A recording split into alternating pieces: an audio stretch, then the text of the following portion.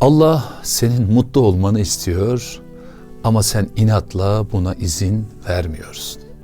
Acı çekmeyi kendin bile isteye seçiyorsun. Oysa acı ona verdiğin cevap kadar değerlidir. Yaşadığın acı sen onu alıp içinde büyütürsen kıymet görür ve çoğalır, artar.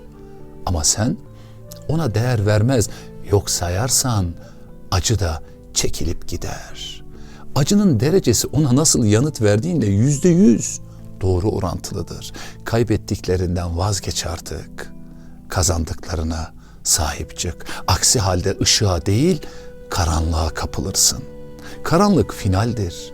İçine girince anlarsın.